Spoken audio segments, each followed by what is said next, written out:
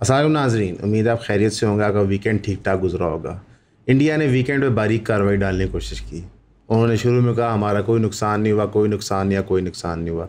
उनका पूरा media, social media इसी नैरेटिव पे लग गया कि हमारा जंग में कोई नुकसान नहीं हुआ। लेकिन अब जब उनके लोग जो कत्ल हुए थे इस जंग के दौरान, जो उनके सिपाही कत्ल हुए थे, पायलट्स कत्ल हुए थे, उनको अवार्ड्स तो देने हैं ब्रेवरी के लिए, गैलेंट्री के लिए। ज़ाहिर है आर्मी को मोटिवेट करके रखना पड़ा है। तो वो लोग सामने आ गए हैं जिनको ये अवार्ड्स मिल रहे हैं। 4 उसमें से फाइटर पायलट हैं जिनको ये अवार्ड्स मिल रहे हैं। यानी कि वो जहाज़ जो हमने गिराए नहीं, वो लोग मार गए। अक्सर ये होता है कि जब जंग होती है दोनों साइड्स पे कैजुअल्टीज़ होती हैं, दोनों साइडों का नुकसान होता है। तो पाकिस्तान ने कहा कि हमने आपके जहाज़ गिराए हैं। आप मानते नहीं थे कि जहाज़ गिराए हैं। अब जो वो लोग जहाज़ चला रहे थे आपके, वो जब कत्ल हो गए हैं तो अब आप उनको अवार्ड दे रहे हैं। सिर्फ ये नहीं, जो S-400 का आप बड़ा शोर मचाते थे कि उसको तो हम टच ही नहीं कर सकते, तो मसला ही कोई नहीं है, उसके जो ऑपरेटर्स थे वो भी कत्ल हो गए। तो ये बड़ी अजीब सी बात है कि S-400 के ऑपरेटर्स जो कमांड सेंटर में बैठे हुए हैं, जो आप कहते हैं तबाह नहीं हुआ था, वो सारे मर गए। ये बड़ा अजीब सा इतफाक़ है। 250 से ज़ायद आपके लोग मर गए लाइन ऑफ कंट्रोल के ऊपर शेलिंग की वजह से। जो हम बार बार पिटते थे कि हमने आपका एक मिलिट्री कैंप हिट किया, जो आपके वेपन्स डिपो थे उसको चलाने वाले मर गए। तो इतनी मरने के बाद भी अगर इंडिया वाले आज भी कहेंगे ये जंग कौन जीता है, तो फिर मेरा ख्याल है शर्म से उनको डूब मरना चाहिए। उनकी फ़ौज जो है वो बिल्कुल हेल्टर स्केल्टर टाइप सिचुएशन के अंदर है। उनको समझ नहीं आ रही वो क्या करें। एक तरफ वो सरकार को ब्लेम करते हैं कि वो रिस्पांस क्यों नहीं दे पाए टाइमली, एक तरफ सरकार उनको ब्लेम करती है। जब सरकार ने लॉस लेना होता है उनका मुंह आए कर देती है। लेकिन हर आने वाले दिन में पाकिस्तान का जो बेस क्लेम था कि हमने इंडिया को शिकस्त दी है, वो चीज़ सच साबित होती जा रही है। राफ़ेल कंपनी ने कहा है कि असल में जो जहाज़ गिरे उनमें से सिर्फ एक राफ़ेल जहाज़ था, और ये चाइना और पाकिस्तान साजिश कर रहे हैं राफ़ेल की सेल्स गिराने के लिए। यानी कि कंपनी ने पहले तो तस्लीम किया कि सेल्स गिर रही हैं, यानी उन्होंने एक्सेप्ट कर लिया कि हाँ हमें नुकसान हो रहा है। फिर साथ ही उन्होंने कहा नहीं, असल में हमारा सिर्फ एक जहाज़ गिरा है। बड़ी अच्छी बात है यार। हम तो कह रहे हैं 3 गिरे हैं, और वैसे जो पायलट्स आपके मारे भी गए हैं वो 4 में से 3 तो राफ़ेल के पायलट्स थे। लेकिन लेट्स से आपका एक भी जहाज़ गिरा राफ़ेल का, थोड़ा तो शर्म करें कि आपकी पूरी हिस्ट्री में आज तक राफ़ेल नहीं गिरा था, एक पाकिस्तान ने गिरा दिया। साथ ही साथ आपको पता है चाइना के बारे में इंडिया ने कहा था कि चाइना लाइव इनपुट्स दे रहा था, क्योंकि इंडियन आर्मी ने अब ये शो करना है कि जनाब हमें एक्चुअली पाकिस्तान आर्मी ने डिफीट नहीं किया, उनके साथ चाइना मिला हुआ था, इसलिए हम शायद डिफीट हो गए। हमने आपको कहा था आने वाले दिनों में ये डिफीट मंजरेआम पे आएगी। आप कहते हैं चाइना की वजह से हुआ। ख्वाजा आसिफ साहब कहते हैं जनाब चाइना ने हमें वेपन्स बेचे थे, ऑपरेट हमने ही किए थे, और ये बात उनकी दुरुस्त है। जहाज़ भी हमने उड़ाए, मिसाइल भी हमने मारे, ऑपरेशन की प्लानिंग भी हमने की। लेकिन दुख आपको असली क्या है मैं बता देता हूँ कि चाइना जो हमारा स्ट्रेटेजिक पार्टनर है उसने हमें एड किया। टर्की ने हमारे लिए ड्रोन्स भी दिए, वॉरशिप्स भी भेज दिए, आपके लिए किसी ने कुछ नहीं किया। और ये तो रियलिटी है कि इंडिया कम्प्लीटली आइसोलेट हो गया इस जंग के अंदर, और फिर डिप्लोमेटिक फेलियर आफ्टर फेलियर जंग के बाद आपको फेस करना पड़ा है। तो मैं तो समझता हूँ कि इससे बड़ी एडमिटेंस और डिफीट नहीं हो सकती थी। इंडिया ने जब ये अवार्ड्स देना शुरू किए अपने बंदों को, तो तब actual picture of the devastating loss जो इंडिया को वो मंजरे यहाँ पे। तो मैं कहा जी मंडे है, अच्छी खबर से शुरू करें, क्योंकि बाकी खबरें इतनी हमारे पास अच्छी नहीं हैं। इसराइल और फ़लस्तीन की जो पीस डील नेगोशिएशन हो रही थी कतर के अंदर, वो पहले राउंड ऑफ टॉक्स किसी ब्रेक थ्रू के बगैर हुई हैं, और उसकी वजह मेन ये बताई जा रही है कि जो इसराइल की तरफ से डेलीगेशन आया हुआ था उसके पास सफिशेंट पावर्स नहीं थी कि वो इन टॉक्स को प्रोसीड कर सके। इजिप्ट और कतर ऑफिशियल्स ने ये टॉक्स मीडिएट की थी, और इसमें कोई हतमी रिजल्ट निकल नहीं सका। अब टॉक्स आज से दोबारा रिज्यूम होनी है, तो यानी वीकेंड पे कोई ब्रेक थ्रू नहीं हुआ। During the process of talks bye the way, Israel की एयर स्ट्राइक्स ने 38 और लोगों को गाज़ा में शहीद कर दिया। ये शायद ह्यूमन हिस्ट्री की पहली पीस टॉक्स हैं जहाँ पे एक साइड दूसरी साइड का कत्ल किए जा रही है और दुनिया चुप करके देख रही है, जिससे आपको ये शक पड़ता है कि इसराइल सीरियस नहीं है इन टॉक्स के बारे में। इवन जब ईरान और इसराइल की नेगोशिएशन हुई थी, सीज़ फायर डिक्लेयर हुए थे, तो डी एस्केलेशन ऑफ वायलेंस हुआ था। यहाँ पे ऐसा कुछ नहीं हो रहा। वायलेंस उसी स्पीड से इसराइल की तरफ से चल रहा है, और इनफैक्ट दुनिया भी अब इसको नोट कर रही है। जहाँ पे एक तरफ फ़लस्तीन की ऑर्गेनाइजेशंस के साथ इसराइल जो है वो पीस नेगोशिएशन कर रहा है, वहाँ पे वो यमन के हूथियों पे दे बम मारी जा रहा है, पोर्ट्स को हमला किए जा रहे हैं। और पोर्ट्स को हमला करने का क्या मकसद है? आम इंसान को अफेक्ट करना। वो कोई मिलिट्री इंस्टॉलेशन हिट नहीं कर रहे, वो पोर्ट्स को हिट कर रहे हैं ताकि यमन के लोग जो हैं वो भूखे प्यासे मरे, उनके मुल्क के अंदर नया सामान ना उतर पाए। वॉर क्राइम और क्या होती है, यही होती है। रिस्पांस में हूतीज़ जो उनके पास लिमिटेड कैपेसिटी है वो रॉकेट्स मारी जा रहे हैं, लेकिन जाहिर है इसराइल की एयरफोर्स का मुकाबला यमन के पास नहीं है। इनफैक्ट जो इसराइल को एरियल सुपीरियॉरिटी है वो इवन ईरान काउंटर नहीं कर सकता। पूरे मिडिल ईस्ट के अंदर इसराइल के लेवल की वेपनरी और एयर सुपीरियॉरिटी किसी और मुल्क के पास नहीं है, और उसका नाजायज़ फ़ायदा उठाते हुए इसराइल बदमाशी करे खुलेआम। तो जो डोनाल्ड ट्रंप साहब ने पीस अचीव किया है इसराइल और ईरान का, वो थोड़ा बेमायनी था। रिलेटिवली दो बराबर के मुल्क जब लड़े तब अमेरिका को इंटरवीन करना पड़ा, लेकिन जब इसराइल अपने से छोटे मुल्कों पे बमबारी करता है तब अमेरिका बिल्कुल चुप करके बैठता है। इवन इस पीस नेगोशिएशन डील के अंदर अमेरिका का मंजर आम पे किरदार कोई नज़र नहीं आया। हो talks through Qatar in Egypt ही रही हैं, तो वहाँ पे अच्छी खबर नहीं है और आने वाले दिनों में भी कोई अच्छी खबर नहीं लग रही। ब्रिक्स के लीडर्स मैदान में आ गए हैं। उन्होंने कहा है कि हम डिप्लोमेसी करवाते हैं और गाज़ा के वायलेंस के ऊपर उन्होंने काफ़ी शोर भी मचाया है।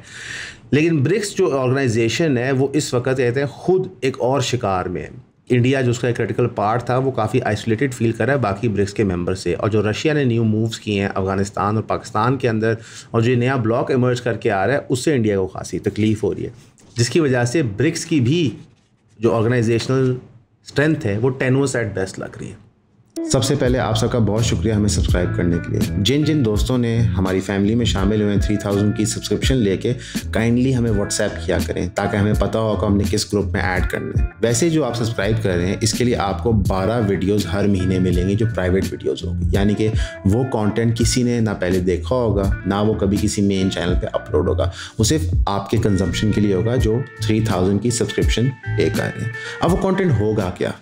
उसमें आपको लाइफ स्टोरीज पता चलेंगी, कुछ फिलोसॉफिकल आइडियाज़ डिस्कस होंगे, कुछ पर्टिकुलर इंसिडेंट्स होते हैं जिसकी वजह से चैनल्स डिमोनेटाइज हो जाते हैं, वो ग्रेट डिटेल में डिस्कस होंगे। कुछ आपके साथ कंटेंट शेयर किया जाएगा जो अवेलेबल नहीं है आम पब्लिक को और जो पब्लिकली उस तरह शेयर भी नहीं हो सकता। मोस्टली चीज़ें एजुकेशन रिलेटेड होंगी, हर चीज़ का कोई लेसन होगा पीछे, लेकिन ज़्यादा से ज़्यादा इसको आप सब्सक्राइब करें ताकि आप हमारे काम को सपोर्ट कर सकें। तो प्लीज़ हमें सब्सक्राइब करें, 3000 रुपीज़ भेजें, व्हाट्सएप करें और ईऑन फैमिली का हिस्सा बने।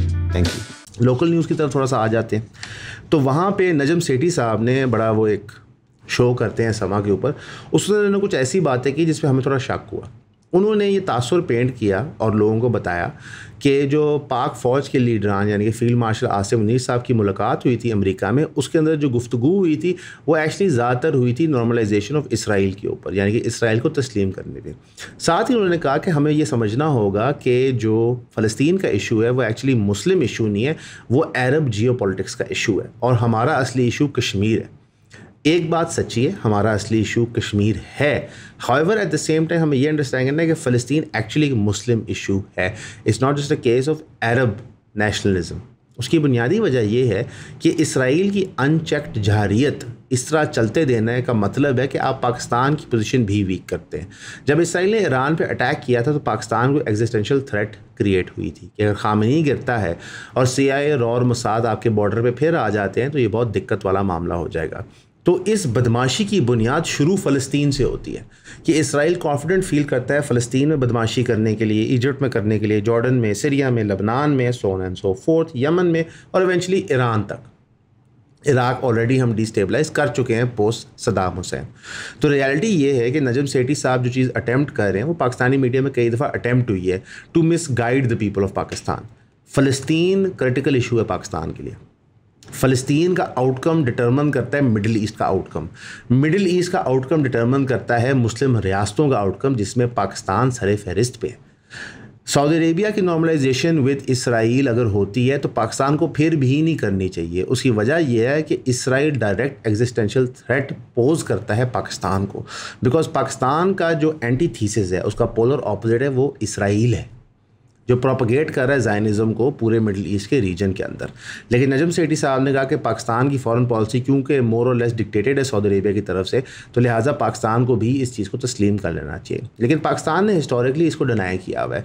जब नवाज शरीफ साहब से फ़ौजों का तकाजा किया गया था यमन में जाने के लिए, तो उन्होंने कहा था कि जनाब ये इशू पार्लियामेंट में डिस्कस होगा, क्योंकि उन्हें पता था पार्लियामेंट से तो अप्रूव नहीं होगा, वरना तो यूनिलैटरली पाकिस्तान बड़ा कुछ कर देता है। तो पाकिस्तान ने सऊदी अरेबिया से ब्रेक अवे किया उस रिगार्ड में। और सऊदी अरेबिया की जो न्यू पोजीशन है अमेरिका के साथ अलायंस की, जहाँ पे थैड मिसाइल सिस्टम्स अमेरिका में लग गए, ये भी एग्जिस्टेंशियल थ्रेट है पाकिस्तान के लिए। बिकॉज जितनी स्ट्रेंथ अमेरिका बनाता है सऊदी अरेबिया में, कतर में और मिडल ईस्टर्न ममालिक में, तो कल को पाकिस्तान को भी इससे ख़तरा हो सकता है। आपको एक अंडरस्टैंड करना है कि आप फंडामेंटली डिफरेंट नेशन स्टेट हैं। आप ना तो सिर्फ मेजॉरिटी मुस्लिम हैं, इस्लामिक रिपब्लिक ऑफ पाकिस्तान है, आप न्यूक्लियर कंट्री भी हैं। इसराइल की पॉलिसी ये रही है कि मिडिल ईस्ट में कोई नेशन स्टेट न्यूक्लियर वेपन्स ना बना सके। जब मिडिल ईस्ट का वो सफाया कर लेगा तो ग्रेटर इसराइल के प्लान के तहत अगला स्टेप पाकिस्तान ही है। इसलिए you must nip the evil in the bud. अपने बॉर्डर से जितना दूर प्रॉब्लम को रोक सकते हैं उतना ही एडवांटेज होता है। रशिया यूक्रेन की वॉर की बुनियादी वजह ये थी कि नेटो यूक्रेन में आ गया था, रशिया के बॉर्डर के ऊपर नेटो नज़र आ रहा था, तो उसने बुनियादी तौर पर एक बफर जोन बना दिया। अनफॉर्चुनेटली वो पूरा बफर जोन यूक्रेन है। तो पाकिस्तान को भी ये चीज़ समझनी चाहिए। तो नजम सेठी साहब की ये जो एनालिसिस था, इससे हम इतफाक़ भी नहीं करते, और हमारे ख्याल से ये लोगों को गुमराह करेगा, आपको क्रिटिकल कोर इशू से हटाएगा। अगर आप अक्सर देखें तो एथनो नेशनलिज्म ने हमारे मेन स्ट्रीम को कवर कर लिया। बिल्कुल जुल्म है पश्तून कौम के साथ, बलोच कौम के साथ। हाउएवर इधर जुल्म होने की वजह से ये मतलब नहीं है कि आप बाकी जो जुल्म और जियो स्ट्रेटेजिक लॉसेज हैं उनकी बात ना करें। हमें यहाँ भी जुल्म नहीं करना चाहिए और बाकी जगह भी जुल्म को रोकना चाहिए। तो इस पर हमारा बड़ा एक प्रिंसिपल और क्लियर मौक़िफ़ है। जो लियारी के अंदर बिल्डिंग कलैप्स की थी उसका रेस्क्यू ऑपरेशन 60 घंटे बाद कंप्लीट हो चुका है। 27 लोग उसके अंदर फौत हो चुके हैं। बाकी जो डिस्ट्रिक्ट सेम रिस्क फेस करते हैं वो सेंट्रल के अंदर 66 बिल्डिंग्स हैं, केमारी में 23 बिल्डिंग हैं, कोरंगी में 14 बिल्डिंग्स हैं, ईस्ट में 13 बिल्डिंग हैं, मलीर में 4 और वेस्ट में 2।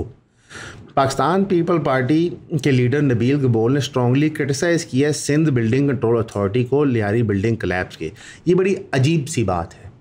सरकार आपकी, सिंध आपका, कराची आपका, तो आप ब्यूरोक्रेसी को ब्लेम कर रहे हैं। ब्यूरोक्रेसी तो मुतलका नोटिस जारी करती रही थी, आपने चूज़ किया उनको इग्नोर करने के लिए। एक और मल्टी स्टोरी बिल्डिंग लियारी में अनसेफ डिक्लेयर हो गई है। पुलिस ने केस भी रजिस्टर कर दिया बिल्डर के ख़िलाफ़। कलरी पुलिस स्टेशन के अंदर SBCA के डायरेक्टर ने बताया। अब जगह जगह आप देखेंगे क्रैकडाउन होगा। हमारे यहाँ जब एक मेजर सानिया होता है उसके बाद एक करेक्शन मैकेनिज्म होता है, जिस तरह सवात रिवर के ऊपर होता है। लेकिन मैं आपको यकीन दिलाता हूँ कि 1 साल बाद यही पोजीशन खड़ी होगी। ये सिर्फ फ़र्ज़ी होता है, सुर्खियाँ बनाने के लिए, अखबारों में आर्टिकल छपवाने के लिए। उसके बाद लेन देन का मामला करके ये बिल्डिंग्स उसी तरह रहती हैं। ज़्यादातर लोग जो इस लियारी बिल्डिंग कलैप्स में फ़ौत हुए थे वो हिंदू कम्यूनिटी के थे। यानी कि एक तो वो बेचारे माइनॉरिटी कम्यूनिटी थे, किसी को उनकी परवाह नहीं थी।